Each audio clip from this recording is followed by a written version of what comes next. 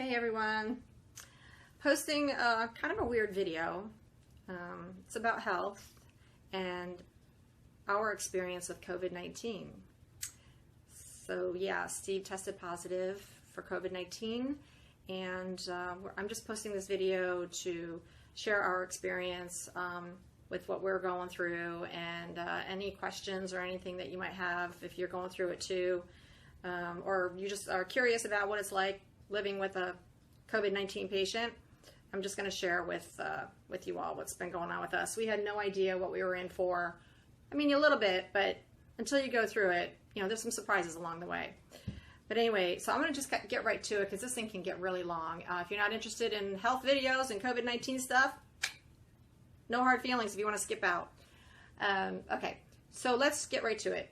Friday, November 20th, Steve is not feeling well. I am in Long Island at the beach for the whole weekend, so I wasn't here on Friday when he started with symptoms. That was day one with symptoms.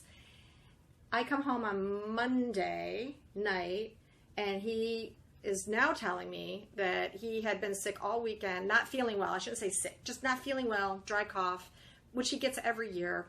He just was like, I just feel a little off. But we weren't too terribly concerned because he gets this dry cough every year. But that usually doesn't happen until February. So it's kind of strange to happen, you know, mid-November. Well, we decided to get tested that night. As soon as I got home, we go and there was a 5-hour wait.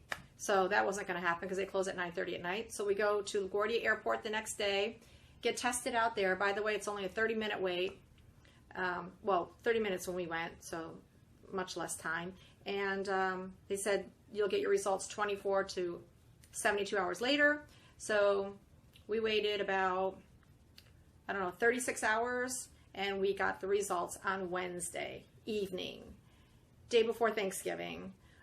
I get the email, and, you just like, oh gosh, right? You just don't even know what to expect. So I open up my email, it says, not detected. And then Steve opens up his, and it says, detected. All right? It doesn't say positive. It doesn't say you're just detected. Well, that is just, you can't even imagine what goes through your head when you see that. You're just like, oh, we're screwed. We're 100% screwed. And you don't even know what to expect. So let's fast forward a little bit. We have to separate ourselves in the apartment, right? So he sets up camp in the living room because he's got the TV there to watch sports and movies. I set up my little camp area in the bedroom with, water, snacks, my yoga mat, books, iPad, everything I need to survive for the next 14 days because I'm not leaving the apartment. He for sure isn't. We are 100% quarantined until this thing is over with. Let's see. We can talk a little bit about, it doesn't mean, we shouldn't even get into how we think he got it. I mean, it could have been a myriad of reasons how he got it, even though he's super, super careful. Nobody at his work reported, with positive tests. So it wasn't at work. Obviously something with the commute to work, taking public transportation. Who knows? He's always masked up. He's constantly washing his hands. Who knows? All right. I got some notes here in case I forget to mention anything. Okay. So then his symptoms were getting worse. As soon as he got, the detected results, the next day was Thanksgiving, and that's when it really hit him hard to the point where he couldn't get off the sofa. So he was on the sofa for 6 straight days without getting up except for potty breaks. That's it. No shower, no fixing yourself something to eat in the kitchen. I immediately am masked up every time I go into the living room.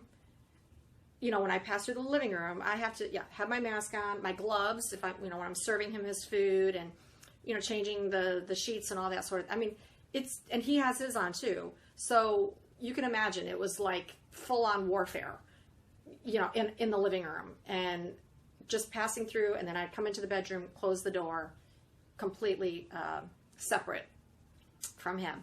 And the whole idea was to just make sure he has everything that he needs, keep him comfortable, watch the temperature. Okay, so then Thursday is when the temperature really spiked. And it went from 99 to 102.5. Crazy. And the temperature thing was what was most concerning for us. It never went below 99 in 6 days, and the highest was 103.5. So we were taking the temperature every 2 hours, and yeah, for 6 days it was well above 99. And the other main symptom for him was just extreme fatigue, exhaustion, super tired, can't keep the eyes open. He would like listen to football and just have the remote with his thumb on it with his eyes closed because it was just too much just keeping the eyes open. So it's just crazy. No body aches, no headache. He hasn't lost his taste of smell or, taste. So that's fine. And what's the other big symptom? Oh, the dry cough. The dry cough was getting worse. Really bad. Like at night, you could just hear him coughing. So what worked for us, and of course we had to check with his doctor, his heart doctor, because, he's on some meds, and always check with your doctor, before you take anything, right? So the Tylenol was great because that would help with the fever. And then the other thing is Robitussin for the cough. That worked for us. And because he had extreme low appetite, he wasn't getting enough fluids, electrolytes, so Gatorade is what was recommended to us.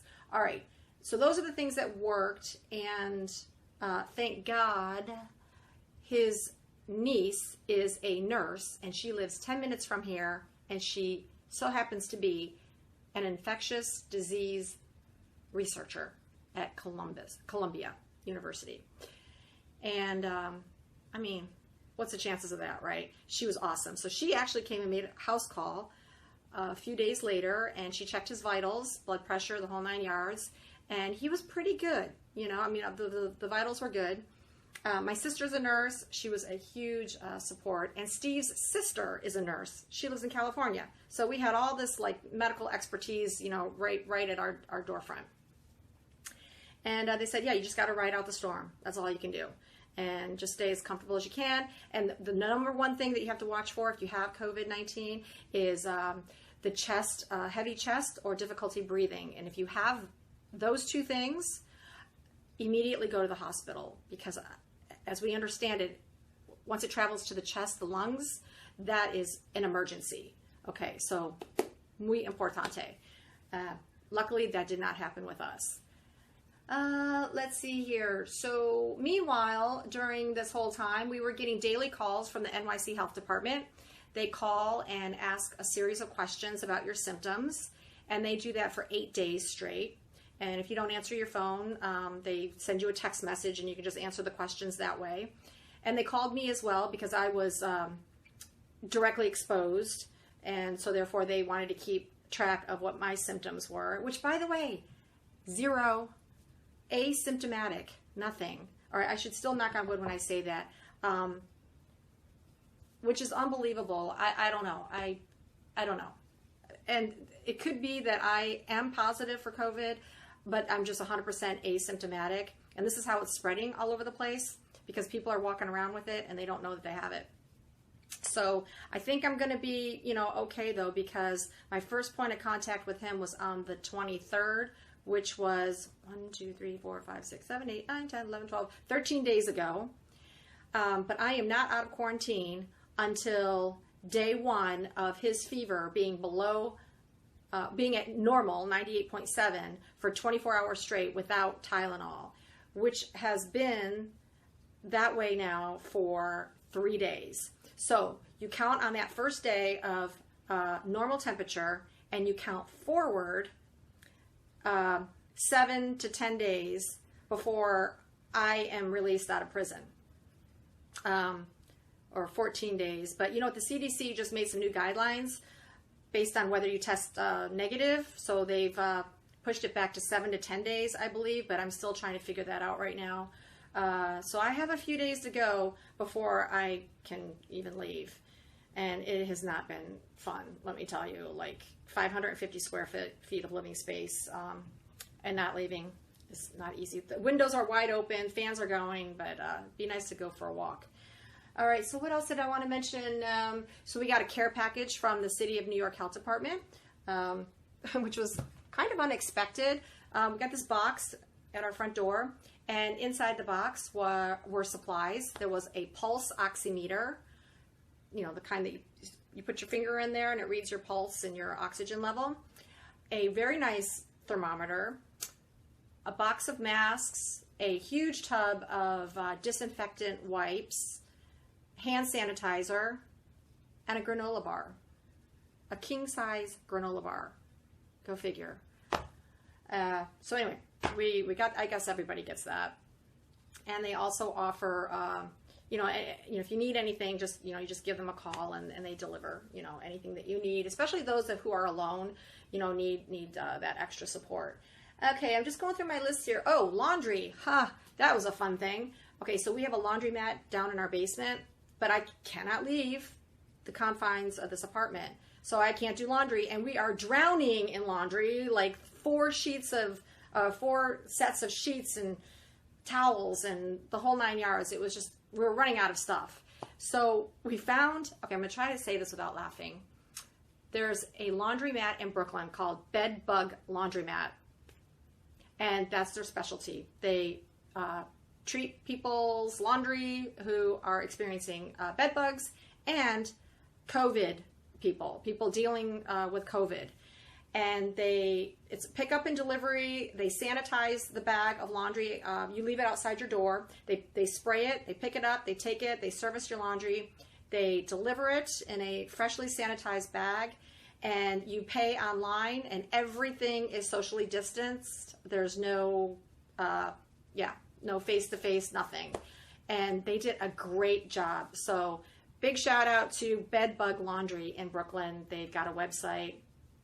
$2 a pound, minimum 25 pounds of laundry for them to come and pick it up for you. So they did a great job. Let's see, did I forget anything? I just want to make sure. Okay, I think that's pretty much it. And yeah, you know, I'm just sitting here playing guitar in the bedroom and got my own apartment set up here, and it's getting old, but we're at the finish line, I think, and we just have a few more days to hang in there. So again, I just wanted to share what we were going through, and if any of this was helpful, I hope it was. And just, you know, leave me a comment or any questions that you have.